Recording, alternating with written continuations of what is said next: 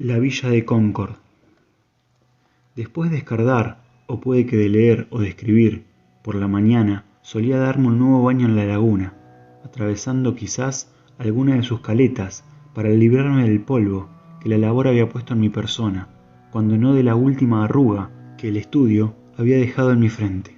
Por la tarde, pues gozaba de absoluta libertad. Todos los días, o cada dos, me dirigía al pueblo para enterarme de los chismes que allí no dejan nunca de correr, bien transmitidos de boca en boca o de diario en diario, y que, tomados a dosis homeopáticas, resultan a su manera tan refrescantes realmente como el susurro de las hojas o el croar de las ranas. Igual que paseaba por los bosques para contemplar a los pájaros y a las ardillas, iba al pueblo para presenciar el espectáculo de grandes y pequeños, y en lugar de oír el viento entre los pinos, oía el traqueteo de las carretas. Cerca de mi casa, en los prados del río, vivía una colonia de ratas almizcleras, en la dirección opuesta, bajo el soto de olmos y plátanos. Había un poblado de hombres atareados, tan curiosos para mí como si se hubiese tratado de perros de las praderas, cada uno sentado a la pradera de su madriguera, o de camino hacia la de su vecino, para un cambio de impresiones. Acudí allá con frecuencia para observar sus hábitos. La aldea me parecía una gran sala de noticias, y para alimentarla, como anteriormente en Reading and Company de la calle State, guardaban a un lado nueces y uvas, o sal y harina, y otras vituallas. Es tal el apetito de algunos por el primer artículo, es decir, las noticias, y poseen órganos digestivos tan robustos que son capaces de estarse eternamente sentados en la vida pública, sin moverse siquiera, dejando que aquellas les bañen y susurren como los vientos etéseos, o como si inhalaran éter, produciéndole solamente un entumecimiento y una insensibilidad al dolor. De otro modo sería doloroso el oírlas, sin afectar la conciencia.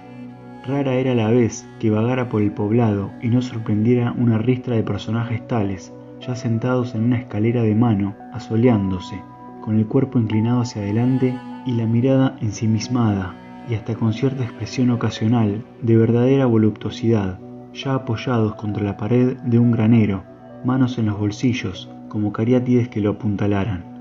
Habitualmente en la calle sabían siempre qué aires corrían. Esos son los molinos más baratos, donde todo el chismorreo se digiere y fracciona primero, groseramente, antes de ser vaciado en las tolvas más finas y delicadas de los hogares.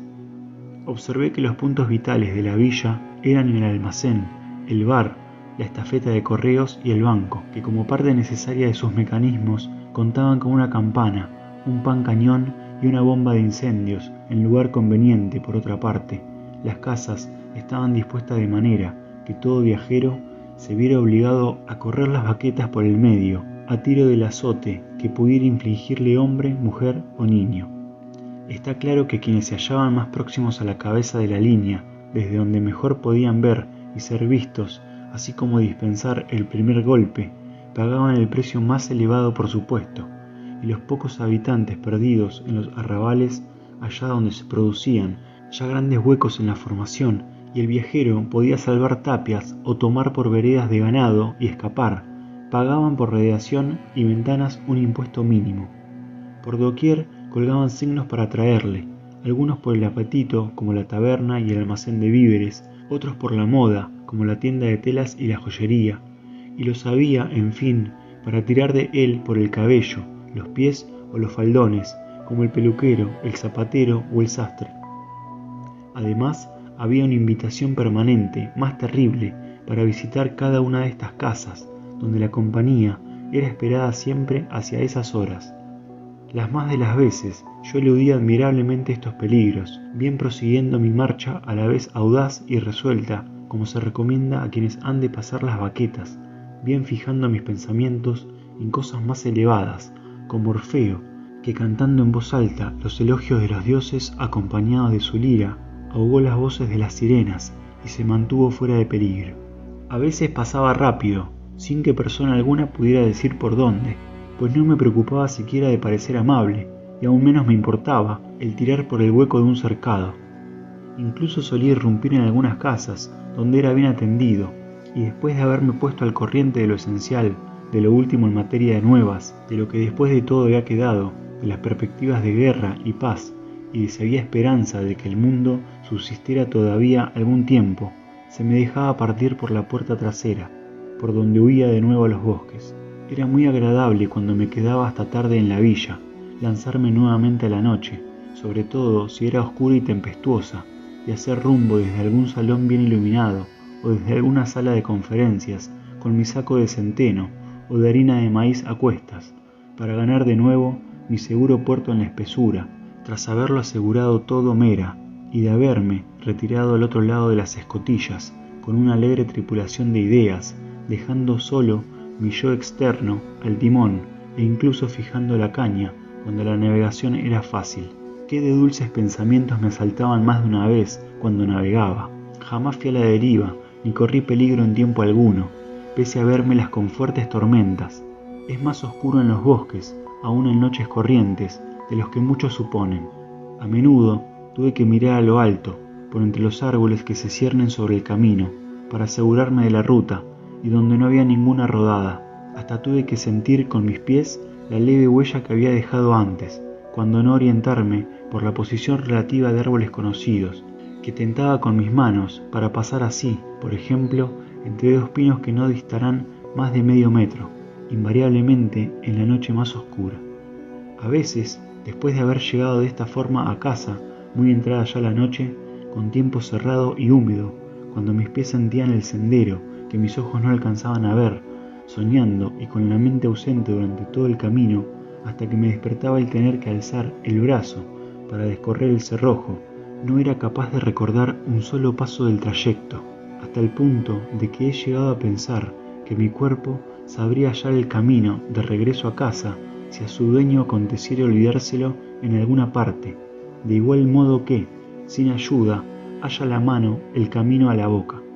En alguna ocasión, cuando algún visitante se me ha quedado hasta muy tarde, y como la noche fuera oscura, me he sentido obligado a llevarle hasta el camino carretero de detrás de la casa, para indicarle luego la dirección a seguir, considerando, claro está, que para mantenerla había de dejarse guiar de los pies más que de la vista.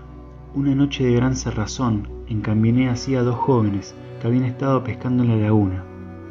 Vivían a eso de 1 milla de distancia, campo a través, y estaban hechos al lugar. Un día o dos más tarde me contó uno de ellos que habían errado la mayor parte de la noche, cerca de su propia casa, que no ganaron hasta el amanecer. Además, dado que entre tanto habían caído varios chaparrones y que las hojas estaban mojadas, se habían calado hasta los huesos. He oído de muchos que se habían perdido incluso en las calles del pueblo, cuando la oscuridad era tan densa que, como reza el dicho, podía cortarse con un cuchillo.